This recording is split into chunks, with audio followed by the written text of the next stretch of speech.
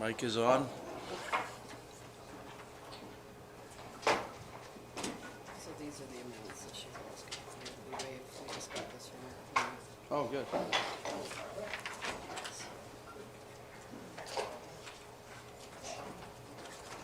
We get a lot of this. Pardon? We get a lot of this. Do we get a lot of these types of? There's one that's gonna be coming to the next meeting to ask for a different event. Well, Derek is just going to get Ken. He can sort of wax poetic on what he's seeing, what we do. Yeah, Not to I be- don't know what the policies are, so. Right. So he's going to do that.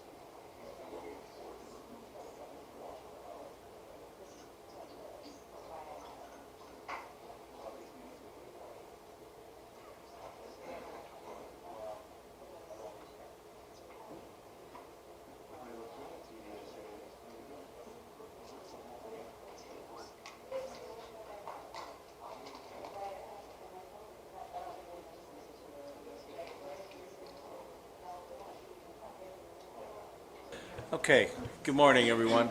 It's 9:05. I'd like to call this meeting to order on Thursday, February the 13th. And our Director of Public Works, Ken Becking, is here. Thank you, Ken, for being here. I'd like to call up our first, the acknowledgement of the supplementary agenda. There isn't none to declare. And I wonder if there's any disclosures of pecuniary interest from anyone. Not having any, we're going to move right into our first delegation, which is Judy Ellis-Paxton. Good morning, Julie. On behalf of the Peninsula Lions Club, with a request. Good morning, Mayor, councillors, ladies and gentlemen, staff. I'm the president of the Peninsula Lions Club, and I guess my request is twofold. The first part is that we're asking for consideration for reversal of fees for our annual yard sale, and the dates rented are Sunday, July 5th, 2020 to Monday, July 13th, 2020, and that's order 4603, and the amount owing is $593.25. And we're also asking that the Lions annual Thanksgiving dinner, which the dates rented were Wednesday, October 7th, 2020, to Sunday, October 11th, 2020, and that order number is 4664, and the amount owing is $186.45. And we're doing this in acknowledgement that already the fees are 50% discounted because we are a local community. We are requesting this as we are a nonprofit organization, and monies we receive from these funds go back to the community locally and globally. The second part is it is intended that these events occur every year, and we would request that the fees be waived annually as opposed to us coming every year. Over $15,000 has been distributed from our club from July 1st to the present, and I have many examples of the funds that were given out. One of them that affects the township also is that a new gazebo was built at the PRC with the help of $3,500 from the township, and the rest was from the Lions as well as the physical labor to put it up, which allowed us to have our first annual lighting of the gazebo this year. And it was quite exciting. Respectfully submitted, Judy. Any questions? Thank you. Give you examples if you need them of where our money went. Good, good. So committee, I wonder, I am going to call on our Director of Public Works to talk to us about the actual policy that, essentially we're talking about here. I wonder if anyone has any questions for Councillor Hayes? Hi. Through you to Judy, your Thanksgiving dinner fundraiser, do you charge people to come out to that? For that we do. It is a fundraiser, yes. All the funds do go back into the community. We do not serve alcohol. Thank you. Committee, other questions? Okay, thank you. So we'll certainly take your request, and if I'm going to ask our Director of Public Works perhaps to, I suppose more than anything, shed just a little light on, not so much this request, but how do we entertain this? In terms of a more fulsome 12 months a year position? Thank you, Mr. Chairman.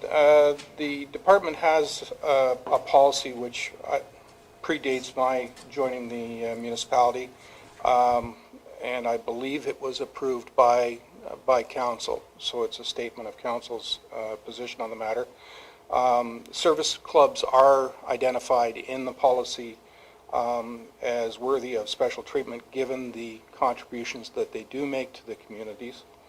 The current policy in place is that if it's a fundraising event, then there is a 50% reduction in the regular rate.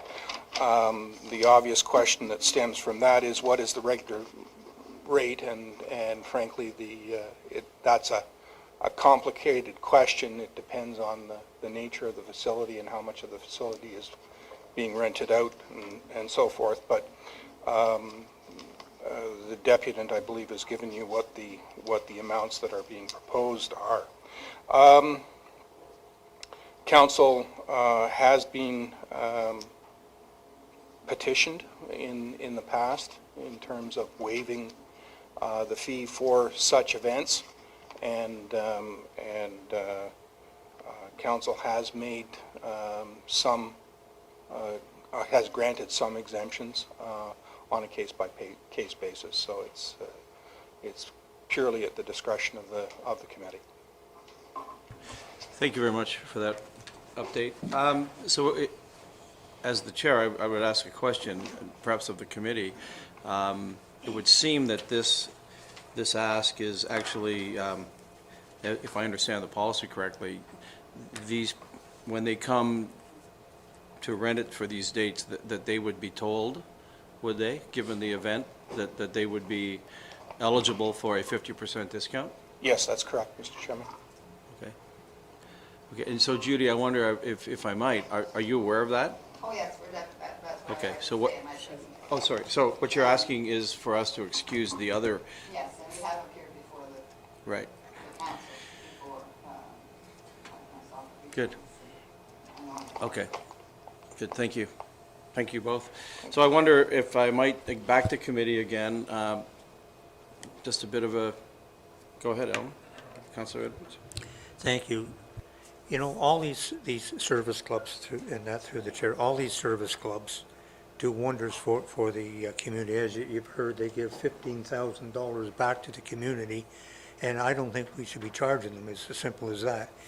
Either the Lions or any of the other groups. I mean, they're stable. As long as they're not serving alcohol, that may be different. But if it's just a like fundraiser going back into the community, I think we should waive it, and I don't think we should even be asking them for 50%.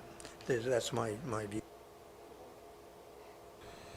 Councillor Kelly? Thank you, Mr. Chairman. I'm just going to agree wholeheartedly with Councillor Edwards. I mean, everything that is done is a very organized small-town relief is what I would look at the Lions Club. Full disclosure, I'm a member of the Port Carlings Lions Club. I know some of the members of the Peninsula Club, but I assume they all operate the same way. 100 cents of what gets raised goes back into the community in small but meaningful ways to affect daily lives of people who need. So I would support waiving the fee. Good, thank you. Anyone else? Thank you. Councillor Edwards brought up a point, and I guess a question to Judy from the Thanksgiving dinner.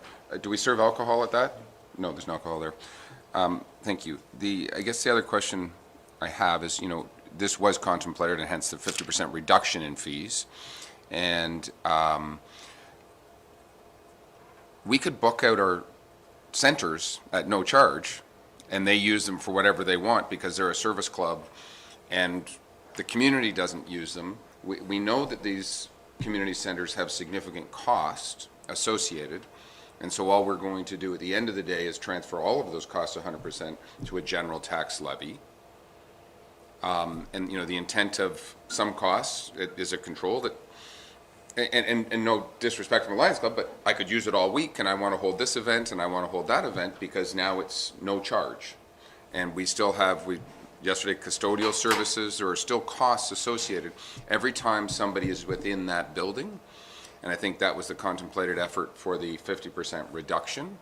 So I'm not sure I can move. I appreciate we want to support it, but the no charge, I think, is a difficult thing, understanding that we do have costs associated every time somebody's in that building and utilizes those buildings.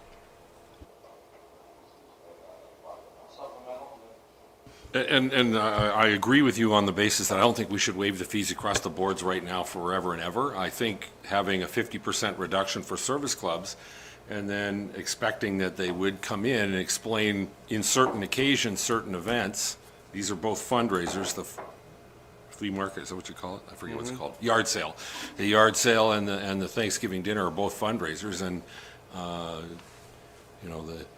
we've heard that it was effective and it worked and it raised money and all that good stuff. I mean, I don't think we should just across the board drop the fee to zero. I still think that 50% is a fair rate, but certain occasions we should be given or maintain the latitude to drop it to zero where it's genuinely a fundraising event. Okay. Councillor? Thank you, and through you. And this may be a question for our Director of Public Works, but I feel like a while ago we were considering a more comprehensive overall look of here are the real costs of our services and what we're providing, and that will help form, I think, the appropriate policies going forward. So as far as this particular ask today, I think I can get my head around the 50% ask, but I would say, I think, looking forward, we need to really have a better understanding of what these real costs are, and then it can be well and consistently communicated out to the public. I think, Mr. Chairman, if I could respond, I think that's a discussion and a matter for a service review, I think, which is where the CAO was going, or may have been going. And we're already committed to undertaking that after we complete the strategic planning initiative. So I think we would address it at that point.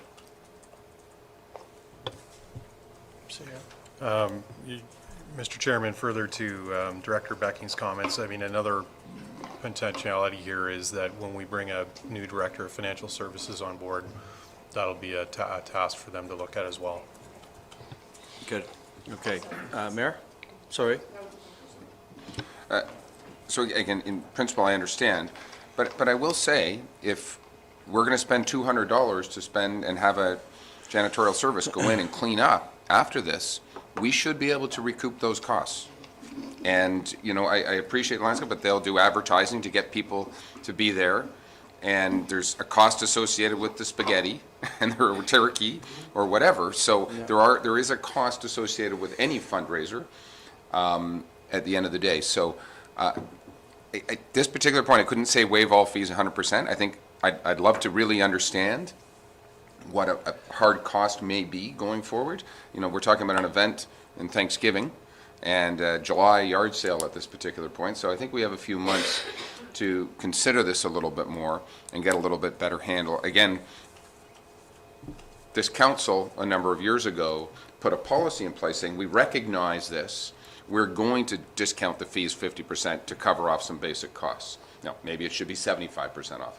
That, I think, is the number that we really need to debate, as opposed to just a blanket and/or a policy saying it's a fundraiser that raises $500 or doesn't raise $500 or wherever it is. So I just like to understand more before a blanket waiving, personally.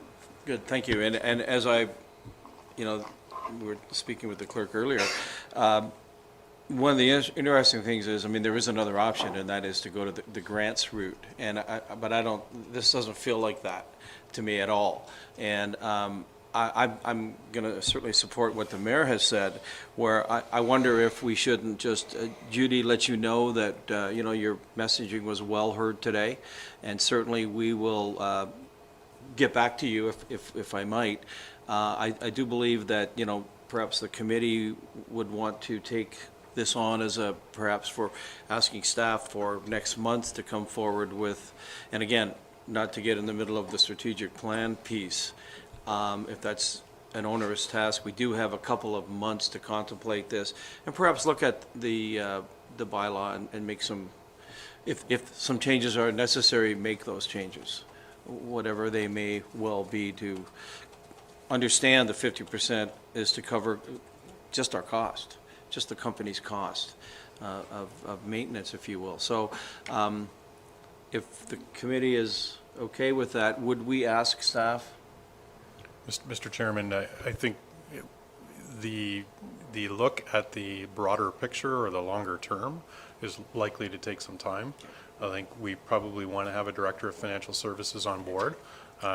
If committee wishes to deal with this matter specifically today, then I would suggest that you do that, and then we can look at the broader consequences as we move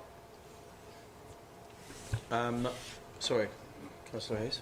I would like to just get a general idea of how much the caretaking would cost for setup and tear down, and how much hydro, heat, so that we're not only waiving fees, but we're paying them to have the event by covering the cost of what we have to put out. And it's a fundraising event, so they are charging people to come to our facility, and we're not charging them. So it's a kind of a catch-22. I realize all the good work that they do and the funds come back into the community. Right. But should we be charging our taxpayers in order for them to put money back into the community? It's kind of a circle. Anyway, so I would like to know how much this is actually going to cost us before I would waive the fees. Councillor Mazan? Through you, thank you, sir, Chair Savitz.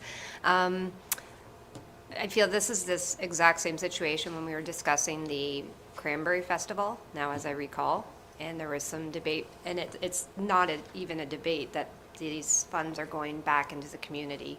I think to concur with what Councillor Hayes is saying, there is a cost to that, and it is on the tax bill. So I think we need to understand that.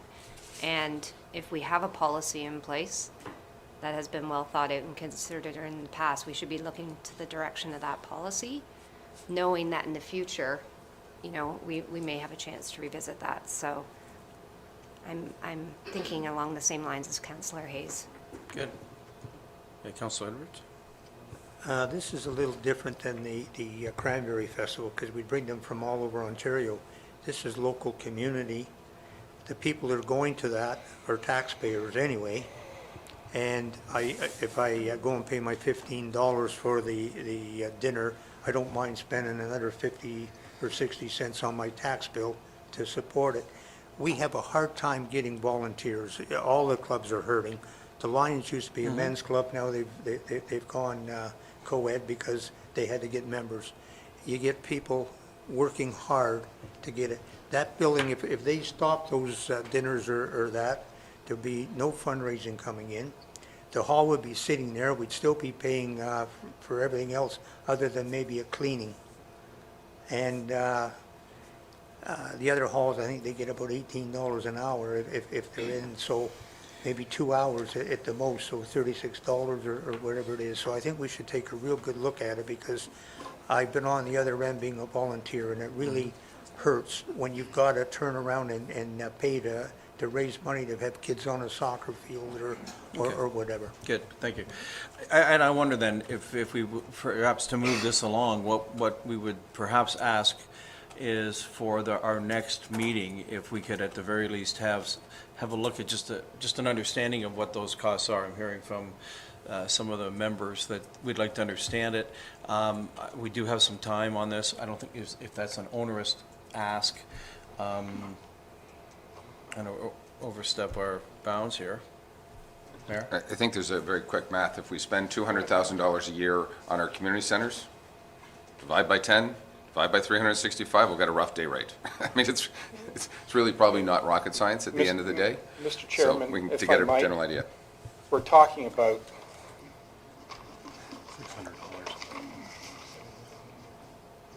$750 here.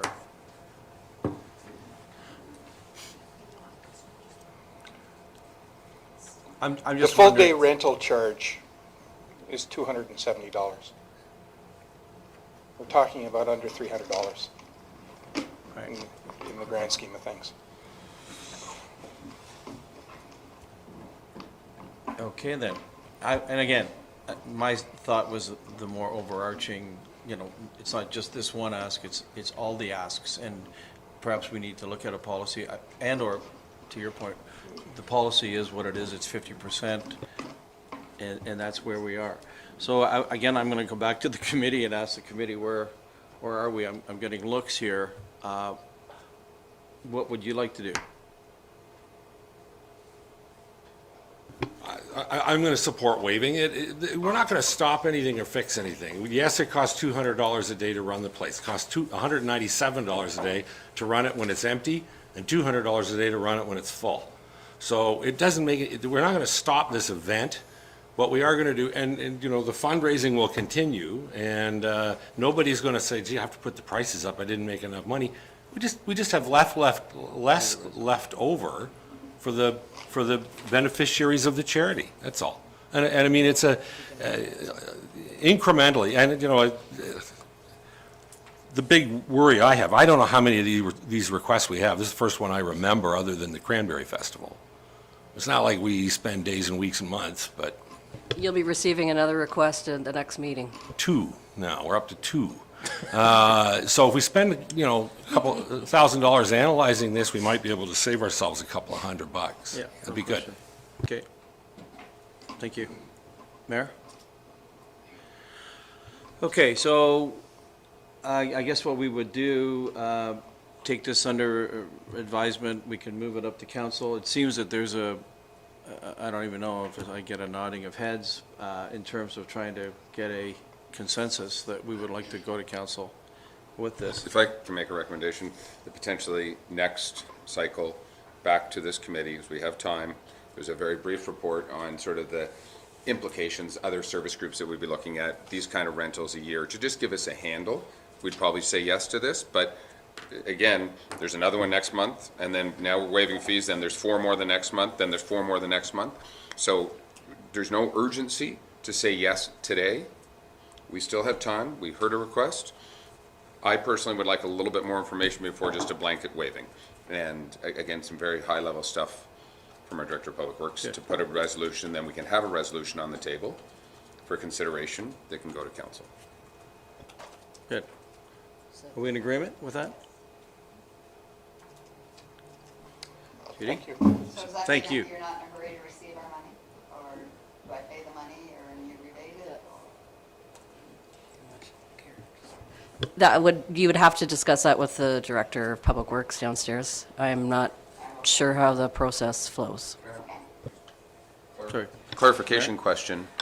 Are you talking about you want the 2019 fees waived? This is for the, Right. You haven't paid them yet, so I'm going to suggest don't pay them yet, because you haven't Yeah. used the facility yet. So you're probably good. Okay, Okay, thank you, Judy. thank you very much. Okay, so with that, I'm going to call on Terry Guthrie to talk to us about a conveyance of a portion of an original road allowance. Thank you, Chair. Okay. The first report before you today is about an original road allowance that lies between in Concession G between lots 30 and 31. We received an application from Marilyn Richards to purchase this original road allowance. The Richards property was created by an original crown patent in the 1800s. And when this patent was laid out, there was no reservation for roads that was laid out in this crown patent. So the parcel was created in its entirety. In 1884, following the creation of the crown patent, the former township of Medora and Wood passed a bylaw number 66, which created Foreman Road and located it in its current present-day position. There's no record in any of the archives showing that the property owner of the crown patent was given any consideration for this road deviation. Under Section 66 of the Municipal Act, which is current today, when a highway is not opened on an original road allowance and no consideration is given, the municipality owes, or the property owner is entitled to the land and the conveyance of the road allowance in lieu of this road deviation. So in 2001, the property to the south, you'll see in yellow on the map on the screen there, this situation actually occurred and it came to our attention and we conveyed the road allowance leading to the lake in lieu of the road deviation of Foreman Road. Yeah, Cheryl's got it outlined there. So our municipal solicitor has recommended that a bylaw be passed to put on title that public right of passage over the road allowance is removed and that this road allowance be transferred to the applicant. A resolution will be coming forward to declare the land surplus and public notice will be made of the bylaw. The applicant will be responsible for the legal and survey costs associated with the conveyance of these lands. However, no consideration will be collected as we owe the land in lieu. So the recommendation before you today is that a bylaw be given 3 readings for the conveyance of the road allowance and to authorize the mayor and clerk to execute any documents for the conveyance. The Director of Planning is here to answer any questions, as this has been a property that has been forward with a planning application. So he's here to answer any questions should you have any planning-wise, and I can answer any other questions. Thank you, Terry. Mayor? When this is done, can they build their house? That's on David. Without rezoning the property to waterfront commercial? Thank you, through the chair. I don't have the details of the file on my hands, but I believe they could build the house existing currently. They approached the municipality to clarify, I think, what they thought was zoning that needed to be corrected by the waterfront. But they would be entitled to build the house without that zoning application or without this road allowance. Now, with that said, I believe the home may be situated on the road allowance, so this would clear up that encroachment and allow them to replace it on the same footprint. With respect to zoning, the bylaw says you would meet in the middle, so the zones on either side. So nothing will change other than they'll actually own the land. Thank you. Committee, any thoughts, comments? Okay, with that, I'm going to read this resolution, which is moved by Councillor Hayes, seconded by Councillor Kelly. Be it resolved that the General Finance Committee recommend to Township Council that the original road allowance lying between lots 30 and 31, Concession G, Medora, be declared surplus by the Township of Muskoka Lakes, and that a bylaw be given 3 readings at a future council meeting to convey the land in lieu of the road deviation as per Section 66 of the Municipal Act, being an original road allowance lying between lots 30 and 31, Concession G, Medora, to Marilyn Richards, Roll 4-21-028. And further, that the mayor and clerk be authorized to execute any documents required for the completion of this conveyance. All those in favor? Great, that's carried. Unanimous. Thank you. Terry, your next Thank you. item, the license agreement application for a driveway on a township road allowance. Thank you. So we've received an application for a license agreement to actually establish a driveway on the township road allowance known as Brandy Boulevard. You'll see that it's outlined in blue on the attached figure A. A letter of opinion was received from Riverstone Engineering to do a mini environmental assessment per se of the lands in question. They have no problem, or they see no concerns. There's no significant impact on the vegetation or drainage should a driveway be put in. They do recommend if any tree removal is going to occur, which will have to happen, it needs to be done prior to April 1st or after October 15th to accommodate the breeding bird nesting window, as well as out of the season for the for bat species. The land, there will be a land use agreement put into place. The applicant will be responsible for liability insurance as well as a survey of the lands, as well as any legal costs associated. Senior staff have no problems with it, and the District of Muskoka has been contacted. The portion of the green on the north end where the township road, that's actually a district road, which is Breckenridge Road. The district has no problem with a second use on a currently existing entrance there, and staff have no concerns and recommend approval. Any questions? I'm here to answer. Committee, any thoughts, comments? Okay, with that, I'll read this resolution. Moved by Councillor Mazan, seconded by Councillor Edwards. Be it resolved that the General Finance Committee recommend to Township Council the tentative approval be given for the application submitted by Joan O'Mahony, Roll 2-7-035, to construct and maintain a driveway on a portion of Township Road Allowance identified as Brandy Boulevard on Plan 14 of the former Township of Watt, lying in Concession 2, Part Lot 32, Watt. And further, that a license agreement be required for the driveway with the terms and conditions as outlined in the staff report dated February 13, 2020, and Township Council C-LS-07 for license agreements. All those in favor? Great, that's carried. Good, and I think, Terry, you have a report on original shore road allowance license agreements. Yes, thank you. So my final report today is just a summary of the 2019 original shore road, original road allowance and license agreement files that the Clerk's Department is responsible for. In 2019, we had 21 applications for the purchase of different types of lands. We completed 19 different applications, which brought in $154,000. These funds are allocated to the municipal road reserve. We also have we had 37 license agreements. We had one brand new one which was received in December, which was actually the O'Mahony license agreement, which you just saw.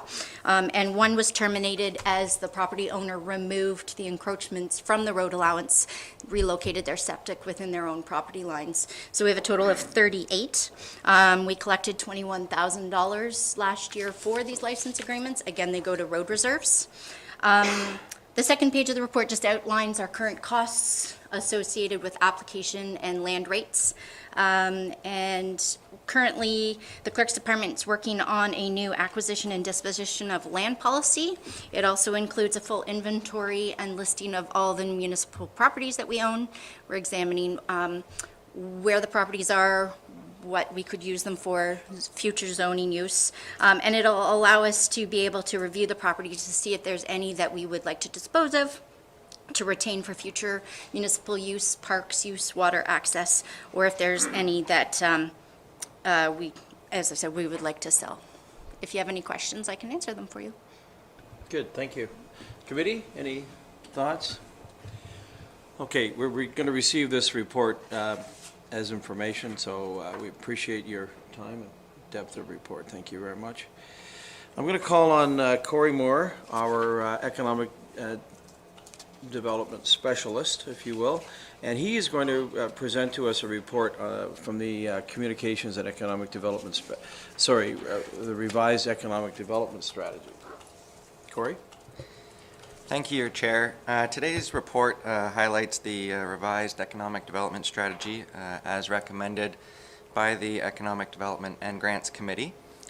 Just to provide a little bit of background history, the economic development strategy was developed in 2017 to help clarify the township's role in economic development. The strategy focuses on building a common vision for economic growth and prosperity, and acts as a guiding document for economic development activities and priorities. Just a little bit to help clarify what that role is. So in working with the Economic Development Grants Committee, through reviewing the economic development strategy and previous background research, we really kind of established moving forward that the role for economic development, to summarize in short, is to create kind of the conditions for businesses, residents, and the environment to flourish.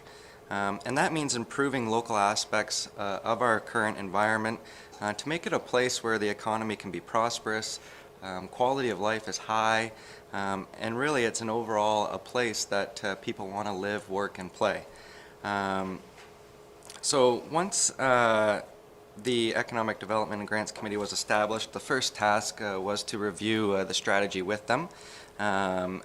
This would help with understanding the role and priorities moving forward, but also gave a chance for the committee to update and make revisions to the strategy.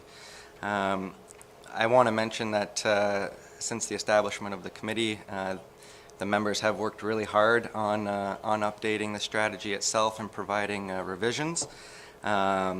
It's been a lot of work, and I appreciate all the help and support through them. I think it's important to note that the committee really wanted to recognize moving forward that the environment is the economy in Muskoka Lakes. I thought that was really important, and it definitely ties into the vision of the revised strategy. I think moving forward, some of the changes that the committee recommended were kind of in the organization of the priority areas moving forward. And the revised strategy establishes three main priorities. They are key economic drivers, which the committee established were kind of those critical conditions for business growth in Muskoka Lakes that we commonly hear: housing, broadband, and workforce. Additionally, they recognized providing local business support, helping our current businesses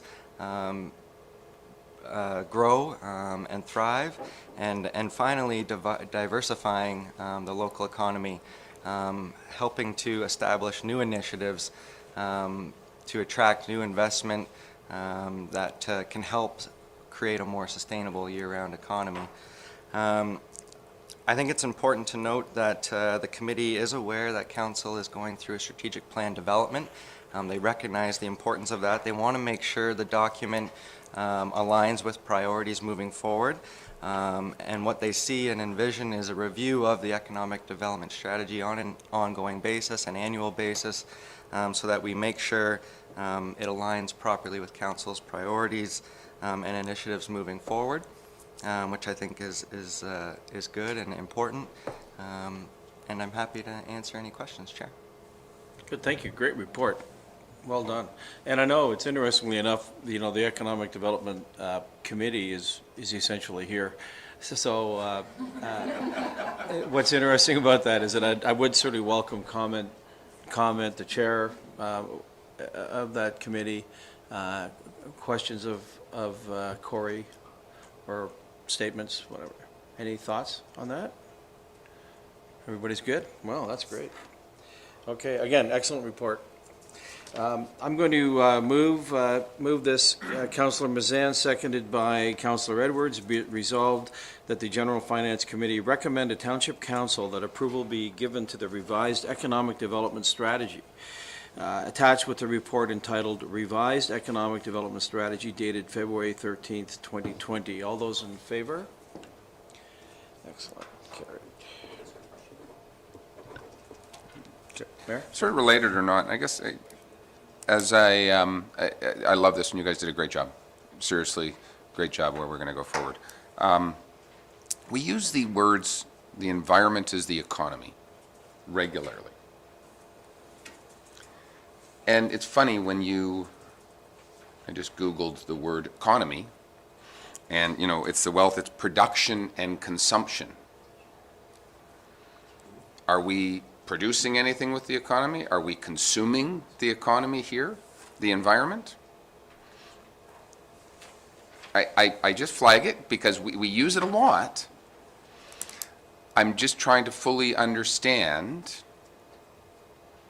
how, without a consumable necessarily, because we don't want to consume the environment, is our goal, are we actually heading down the right words? And it'll come back to strategic plan and vision and everything else, and I flag it because it's here, and it's a great sounding buzzword, but is it the right comment for us to go forward? And I just throw it out there for discussion.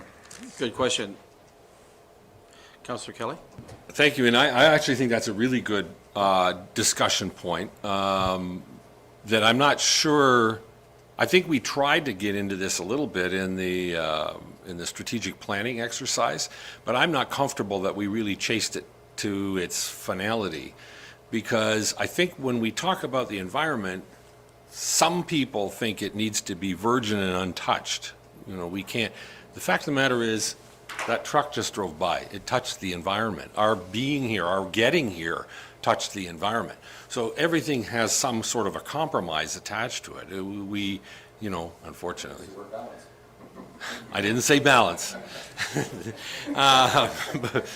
So yeah, I mean, that's a really good point. We consume a lot of stuff, and we our very nature of enjoying, of living in Muskoka, whether you enjoy it or not, of living in Muskoka, you know, impacts the environment in many cases in a negative way. We're going to minimize the impact to the environment, respect the environment, understand, but we can't expect to leave this place, I'll say better than we found it, that's not true, but more wild and natural than it was when we got here. We're forever changing it every single day. We just have to do it respectfully and honestly and understand that what we're doing has an impact. But like you, I'm concerned when we use vision statements or buzzwords that could have more than one interpretation. We get held to a standard by some people that we can't possibly ever live up to. That's my point. Councillor Bridgman? Thank you. then- I just seen you're thinking environment creates our economy. That probably isn't right either, but at least it distances it from what the economy is. It's our environment that has created where we are now in terms of our wealth, so I just throw that out. Councillor Mazan? Thank you. Thank you, through you. I'm really glad you brought that up because this has been an interesting journey, and I don't think that's an understated, because this is really where this conflict is coming up. You know, we talk about the environment equals the economy, we talk about looking and supporting our economic growth, but I think through the strategic plan, through the official plan, this is where there's going to be conflict, whether it's land use planning. This is where, and this committee, I would say, has got a lot of different voices that I would argue we need to hear more from. Because if we are going to continue to move forward with this lens of the environment, kind of blanketing every decision that we make and everything that we do, then we need to be sure we're engaging not only the existing businesses, but the folks who are really interested in developing a new diverse economy here, to say, here are the things that are important to us. Interesting to note, you know, when the group was really talking about the vision, we know that this is not the vision to land on, but it was very clearly articulated to us that our role is to really create conditions to allow businesses to flourish. When we wrote, or when Corey said the environment equals the economy, we're not trying to wordsmith. We're just saying this is important. We need to have a lens of the environment on the decision-making we do. And interestingly, those who may not feel quite as strongly on the environment piece are asking that all other committees are considering to have an economic lens on everything that we do. And so I do think that part of the thinking about bringing this forward today, and it's perfectly imperfect, we as a committee knew this, but we wanted to be sure that council is at least starting to see some of the thinking from this group. And as we embark on the strategic plan, I would encourage our CAO and our economic development team to ensure that they are working with the folks who are creating our strategic plan to make sure and touch point and give us feedback and understand that this should really be a parallel process. And so I think I took it off the comment necessarily on the environment, but I think it's really helpful to make sure that we are bringing all voices to the table. And that's what this was really trying to do today, so. Thank you. Yeah, clearly mission specific here. And I think, you know, we're hypersensitive to the whole vision statement thing. Yesterday, it's strategic planning. You know, let's be honest, we're completely engaged in that right now. So I think to the mayor's point, you know, excellent to not forget that, to keep this pinpoint. Councillor Kelly? If I may, just to follow on what Councillor Mazan said, I mean, I'm still of the belief that when we're done developing our vision statement, there should be one vision statement. And as nice as this one is, the economy is the environment, if that doesn't happen to be the township mission, vision statement at the end, we get different bumper stickers. You know, this really is a bumper sticker slogan. More, you know, it's the meaning behind it and the rule and regulation behind it, so. And I think it was interesting because I think it was yourself that brought up yesterday, words matter. In this particular case, we decided to do less words. In the acknowledgement that we actually have, we are hoping experts to help guide us with this vision statement. And I think a good ask here would be to ensure that this is another data point, another input to be considered when doing our strategic plan, and consider this as we develop our vision statement. Because this is, in my humble opinion, an area where we will continue to see conflict if we're not doing it together. And worthy of note, there were public members on that committee participating, and they're in here. So that's a good point. Mayor, sorry, CAO? Thanks, Mr. Chairman. So I have to say that the passion that all of you have around the concept of this vision statement is infectious. And I share that passion, to be quite honest with you, because, you know, it's about this community, it's about Muskoka in general. And something that I believe it was Councillor Kelly said during our visioning session, he said it's this place. And the concept of sense of place is something that I think that we may want to turn our minds to, because I think that is perhaps a better way of describing when we talk about environment and economy. The notion of sense of place is it's a term used to characterize the relationship between the people in the spatial setting. And I'm hearkening back to my geography background. So I'm going to do a bit of research there and perhaps flesh that out for us to have a more fulsome discussion about. Mayor? When you say infectious, should we be all coronavirus quarantined? We're Hazmat suits? He's been infected, but we don't know with what. So there you go. And again, I flagged that word because everyone talks about the economy's environment, and again, I struggle with it. He brought his own. But what Arceo just said, in my landing place, and I think Councillor Kelly, we love this place. What makes this place special? And I use what are the assets of this place. And I don't think there's anybody here that environment is part of it, and it's beautiful lakes and clean waters and everything else. And we said that we say it tomorrow in our official plan update, and those we talk about that as a policy. But tourism is an asset. People come and visit. We go from 6,500 residents to 35,000 in the summertime because people are here and hanging out. People come here from a social perspective. I hate to say it, but they like getting together and having parties and doing whatever. And, you know, this was founded at Dunn's Pavilion, big band, lots of people happening is what was a cornerstone. And there's lots of cornerstones. Money and wealth. People come here to see the celebrities and the people. Why do I go to see Beverly Hills? Not to spend a whole bunch of money in shops, but because I may see somebody walking down the street.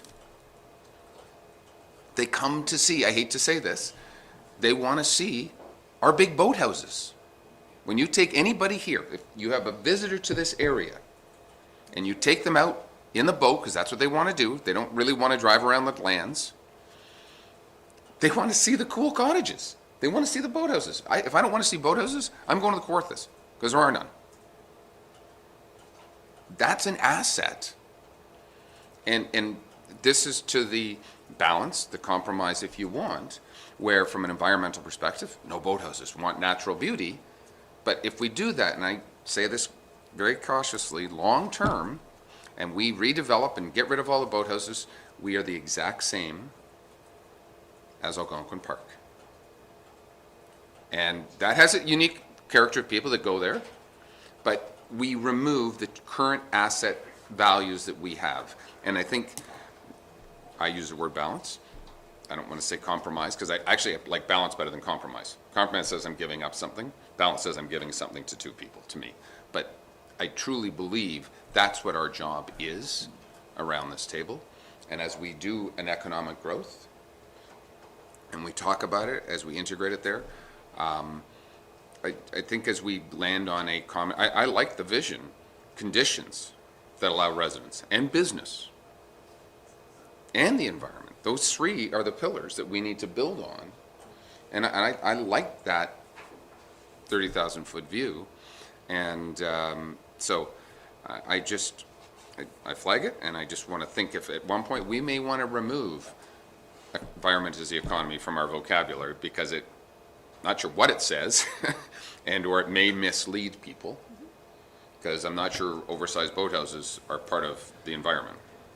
They're natural, but anyway. Thank you, Mayor. I certainly think, and I was one thing that I tried to stress when we were talking with our strategic alliance group, if you will, in the information session, was the word environment. You know, it's okay to interpret that word. That is a very large word. And I think if we define it as one particular thing, if it's the rocks, rivers, and trees, but it's also the environment where businesses can flourish. And, you know, this mission statement, the more I'm looking at it, it's burning a hole in my head, because it does, to your point, cover off all the bases, and it's inclusive, but it also has a sense of place. And I think that's where we keep coming back to that point. So, Councillor Kelly, I don't know if you have a thought. No, and the only thought to follow on the mayor's good words, I mean, unfortunately, we need to be really careful in our selection of words, because I Google a lot of stuff when I don't think I know what it means. I Googled the word steward, because we talk about being good stewards of the environment. And steward, the best definition, the only definition I could find, is manager. And it doesn't even pre-qualify. You have to be a good manager. You can be a lousy steward too, you know. So when you start getting into words, you know, it's too easy to get sucked into sort of sloganeering. And we need to really make sure that we speak with intelligence, but also with passion about what we're trying to do. Otherwise, we're going to mislead. Excellent. Any other thought? My apologies. I did want to ask the group because going back to, there's a one-pager that Corey has developed. And you can see this is intended to be more of a communication piece to a larger audience to say this is the approach. And again, taking us back to some of the earlier days of our committee meetings, and I don't think I'm speaking out of turn, there was a lot of passion. And a lot of passion that was focused less on actions and more about frustrations and the problems. And that is how we came about with this key economic drivers, the housing, the workforce, and the broadband. One that's not on this list, and I guess I'm asking for thoughts or opinion, that was debated around the table, but it was felt that we really were limited in what we could do, is transportation. Because it is a real barrier for many people if you're trying to lift people up. And I'm not sure, do we consider having that as an item, or do people have thoughts? You know, housing, workforce, and broadband were the three things that were most discussed. But I wanted to ask that question because transportation is something that continues to be flagged to me as a real barrier, particularly to those who are in poverty. Committee, any thoughts on that? Observations? Okay, well, perhaps that can be, sorry, Corey, go ahead. Thank you, Chair. If I may, I think maybe the tie-in we could see with transportation is through that workforce objective under key economic drivers. I think that objective overall is kind of highlighting all challenges that pertains to workforce development, and I think transportation could be one of those aspects. So I think moving forward, as we look to explore opportunities to help with workforce and work with our regional partners, transportation maybe is probably going to come up in that aspect. Thank you. Mayor? Thanks. And just, and again, I'm happy with this as we move forward. You know, is the word economic drivers, is it more barriers? I hate to say it, especially, and then you add transportation in there, right? Because those are the issues that we're facing: housing, workforce development, broadband, transportation would go in there, I think, 100%. And then I just, or maybe it's another page, you know. Councilor Bridgman? Further, through you, Chair, further to the mayor's point, the reason we put those separately is because we understood we don't have direct control over this. This is a issue in almost every municipality anywhere, so we wanted to define that way. My only concern with, and maybe with transportation, is will it get lost, because it is so critical in a rural community to be able to move people around that don't have cars and transportation. So that would be my only comment on that. But I agree, it comes under workforce. You have to get people to work. Mm-hmm. Interestingly as well, this document has a lot of miles on it. As I recall, we've been discussing this around this table for, I don't know, 6 months, at least 6 months. So I think it has a lot of weight to it. It has, you know, there's been a lot of people, the public has given input, certainly your good words. Are there any other comments, Councillor Edwards? The economy is the environment, yeah. But maybe we were saying the economy should be the environment, because the mayor had said, you have Algonquin Park, it's natural. Hundreds of thousands of people go there every year to see that. You can go down and see the Sky Dome, that's an economy. Do you want to build a Sky Dome and everything else like that here? So what we have to do is work on our assets. Our assets are the water, the trees, and everything else like that. So I think it's important to mention it in there. I don't care how you do the fancy wording, because everybody that lives here knows what they want, and that's to keep Muskoka as pristine as possible. So, you know, you can say all the fancy words you want, but you got to come up with what you do want for Muskoka, whether it's look like Toronto or a little bit like Algonquin Park or somewhere in between. Good, thank you. And I do believe it seems what I'm hearing is, you know, we are going to get there. I mean, you know, protect, preserve, and promote. I mean, and so how do these words work together? You know, they are just words. We have to put meaning to them. And I think that's what we're talking about here. Councillor Hayes? I view it as more of a relationship between the economy and the environment in which both are allowed to flourish. So it's sometimes you're going to do this, sometimes you're going to do this. Good discussion. Okay, are we good with that? I'd like to call on Corey yet again. He's got a report for us on Ontario's Main Street Revitalization Initiative. Corey? Sorry, I just didn't. There was a resolution. Oh. Sorry, I missed that. Oh, okay. Okay, it came after. Okay. All right. Through you, Chair. The next report is regarding Ontario's Main Street Revitalization Initiative. As you may recall, staff brought forward a report to Council in December with alternative projects for the funding. We received note just prior to that meeting about the ability to extend the deadline for the program, which we ended up passing and moving forward with. Council also requested that the Economic Development and Grants Committee review the funding guidelines and potential projects moving forward. Initially, direction was given to leverage the funding with additional grants opportunities for pedestrian connectivity projects. So the committee discussed those pedestrian connectivity projects along with other potential projects such as a visitor information center, kiosk in Port Carling, community signage, crosswalks, and a snowmobile bridge in Bala, to name a few.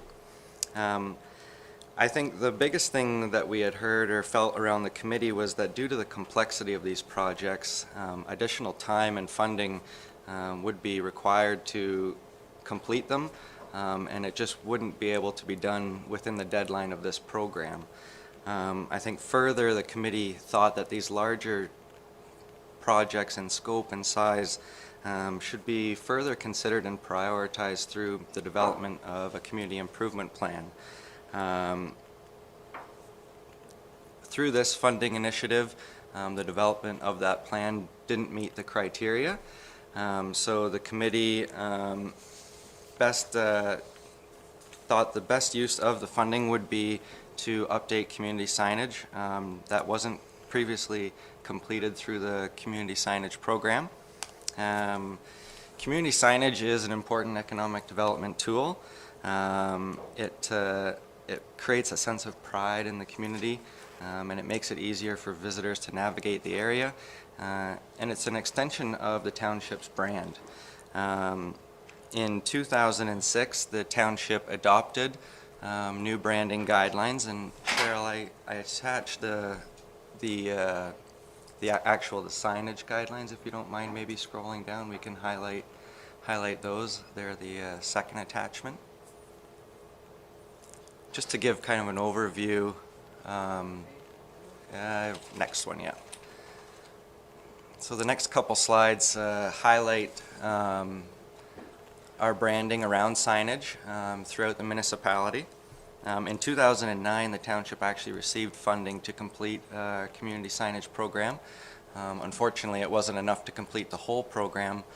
So what we'd like to move forward with is using the funding to finish off that program. In particular, we've highlighted signage at our community centers as being a need. And Cheryl, if you keep scrolling, the third attachment, it actually highlights current signage within the municipality that is already branded, and a few examples. So these are examples of current branded signage. You'll see our community entrances, our main entrances, as well as some of our hiking trails. And then on the next page, you'll see just some examples of where that signage program just didn't get completed. So you'll see our community centers, and there's a few community entrance signs that I think would involve some further discussions with community groups in those areas, and then maybe some wayfinding signage examples as well. So again, as the report highlights, we would use the funding to update community center signage as well as 2 wayfinding signs, one in Port Carling and one in Bala. That was identified in that previous community signage program. And I'm happy to answer any questions. Good, excellent report again. The pictures help, the imagery helps. Committee, any thoughts, comments, observations? Councillor Roberts. Thank you, Mr. Chair. I think the other signages that have to be looked at are fire signage, fire warnings, ratings, specifically the Windermere one, which is falling down, not falling down, it's in the gardens in front of it are all trampled. So you got little scrub branches, little scrubs. So it doesn't look very, very well branded. I talked to our chief, and at Milford Bay, he has ordered a new fire sign for Milford Bay because the other one is peeling paint. Now, there was a garden put in place there by the volunteer firemen years ago. Again, it's tired and it needs to be looked at. And so those signs are, the one coming into our township from Bracebridge is, brick, and it really looks great. But there's a few that are really tired and need to be fixed up and rebranding, forgetting about the great message they send. Thank you. And not looking at, oh, sorry, go ahead. Chief? Is that okay? Please. So on this note, we've allocated money in our budget, approximately $1,300 per annum, to look at those signs. There was a few concerns that were brought to my attention when I first got here about the busyness of the signs, and I agree with that. Having a background in advertising, I understand that you only have enough time to see Got Milk when you go by a sign. So we're going to be reducing the clutter that's on those signs, and the sign in particular in front of Milford Bay in the garden actually has been ordered. So that is going to happen. We're going to work in conjunction with our branding specialist, which is Corey. Just as a side note, as somebody that's new to the area, the signs that Muskoka Lakes have are absolutely fantastic. It's probably the best signed area that I've ever seen in Ontario. It's gorgeous, and our brand is exceptional. And I think that it's something that we need to promote more of, and you'll see me promote our brand on our vehicles and all of our stations. I think it's a fabulous, so I work very closely with Corey. I truly believe our brand needs to be promoted. So I agree with you, some of our signs need improving, but there is allocated money, $1,300 per annum. Good, thank you. Councillor Edwards? I'm just looking at the Manette sign there. They take pride in their sign. Windermere had their sign just refurbished. They take pride in their sign. So, we have to ask the areas what they want to, not just say we're just doing everything. And I noticed there's a lot of areas mentioned. I didn't see Uppard in there. I didn't see Bent River in there or anything else like that. So we should be looking at some of the smaller ones too. Through you, Chair. I think I just wanted to make note, the funding, we wouldn't be able to update and replace all signage. We'll focus on community centers and those 2 wayfinding signs. I know we did include in the report, shall funding remain available? There's a few other recommendations that it would be used towards first. The community entrance signs for Manette and Windermere in particular were mentioned there. But we did highlight that discussions would need to take place with those community groups first to ensure that they would like to move forward with those branded signs. And then I think that's it. Good, thank you. Okay, Mayor? Thank you. I'm not sure if we've costed this out or not, but it might be interesting. Over the past year, I've been to and stood in front of a sign in Ottawa, done one in Toronto, I've seen some in the States, that are large illuminated letters that everybody loves to stand in front of and take a picture. That's what flagged me when I saw your computer screen. There's one downtown Toronto. And we do have a wall that people take pictures in front of, but Gravenhurst has this big Muskoka chair that everybody sits on and takes pictures. Is there something, Muskoka Lakes, that we could design a 3D Muskoka Lakes, might be slightly different than this, but that sits beside the locks or something downtown to create a drawing base? And I'll say, I was in those Wawa on Thursday, and everybody goes to have a picture beside the goose. The goose. They created a goose because the mayor at the time, they moved the road from downtown, and no one's going to stop. People now stop to see the goose. I went to another little place called White River. Not sure if people know where that is. Winnie the Pooh. And guess what? I have a picture with Winnie the Pooh. So, could we create a downtown Muskoka Lakes?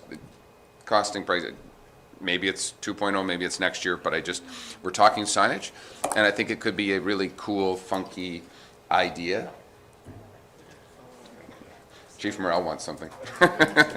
I have to comment on that only because in my neck of the wood, where I'm from to here, there are things you need to avoid doing in enlarged things because parts of that thing get stolen. So we Yes. had a moose in Dryden, and there was a lot of anatomically problems, and it was it was, now it's not. But and we had a Sasquatch in Mayshon. So there are many big items. It's actually kind of humorous if you run through that part of Canada. You don't know what you're going to get. There's a very large husky, the muskie, in Kenora. Mm-hmm. And so to the mayor's point, there's actually a true need. I think you steal back the chair and make a chair that looks like your sign chair. That would be my input. An Sorry. illuminated chair, maybe. So one wonders if the committee wants to ponder our mayor's legacy right here and now, or we can debate that over a period of time. And generously giving up some room in his waterfront is nice for it. That's right. I'm happy to put it on my waterfront. A goose. I can't, well, it's a noble, comment, and certainly, could that be an economic development consideration? Yeah. I wonder if we could take that under advisement. Councillor Edwards? Yeah, because I know the wall here draws a lot of people. Fabulous, And right. that taking pictures, and that is something. And I guess we should remember in Muskoka, we do have a goose and we do have poo.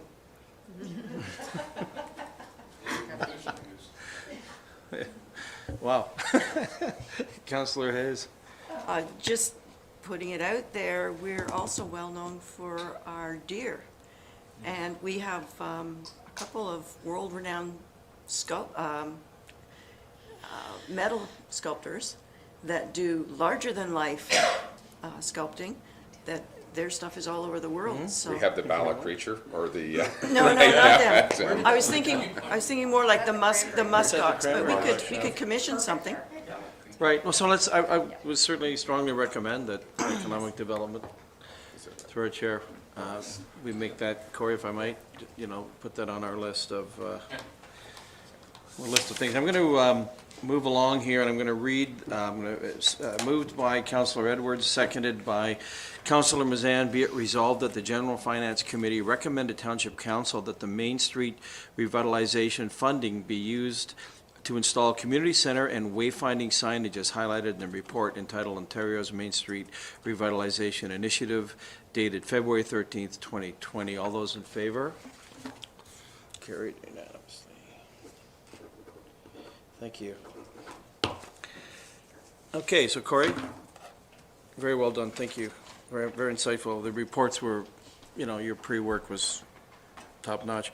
I want to just acknowledge the Economic Development Grants meeting minutes of October 30, but I would like to invite the Chair, Chair Kelly, to provide just an overview of the January 29th Economic Development meeting. Thank you.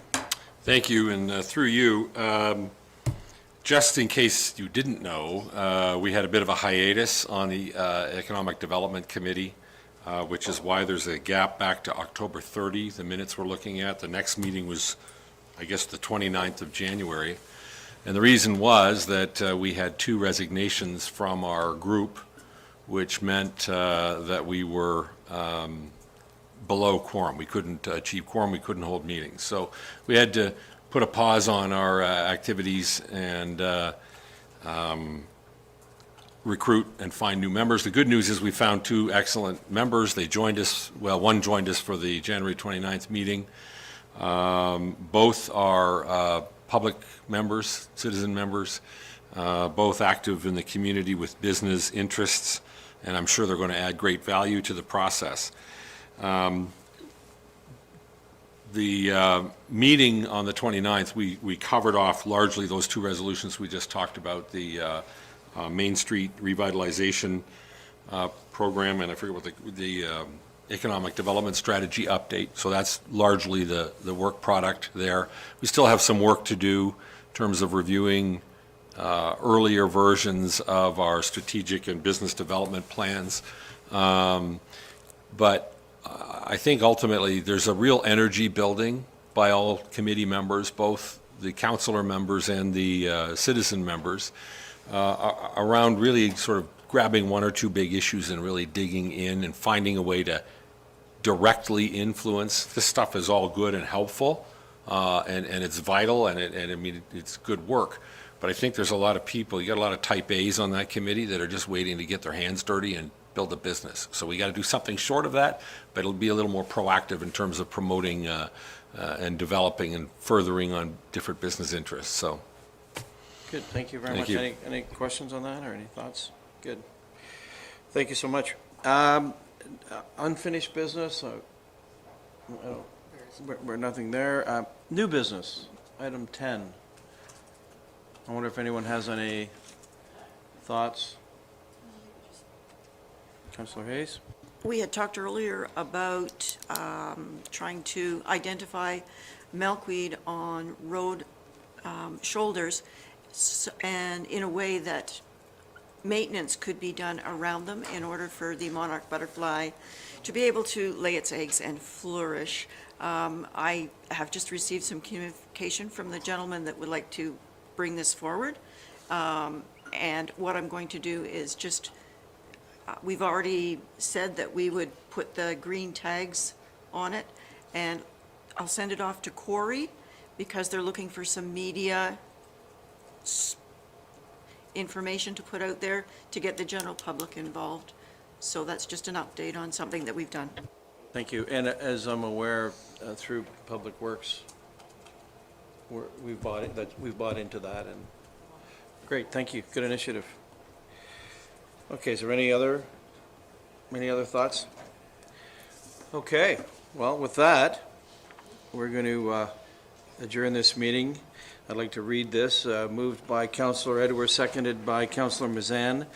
Be it resolved that this meeting adjourn at 10:17 a.m. And the next regular meeting of the General Finance Committee will be held on Wednesday, March the 11th, 2020 at 9 a.m. or at the call of the chair in the council chambers, Municipal Office, Port Car.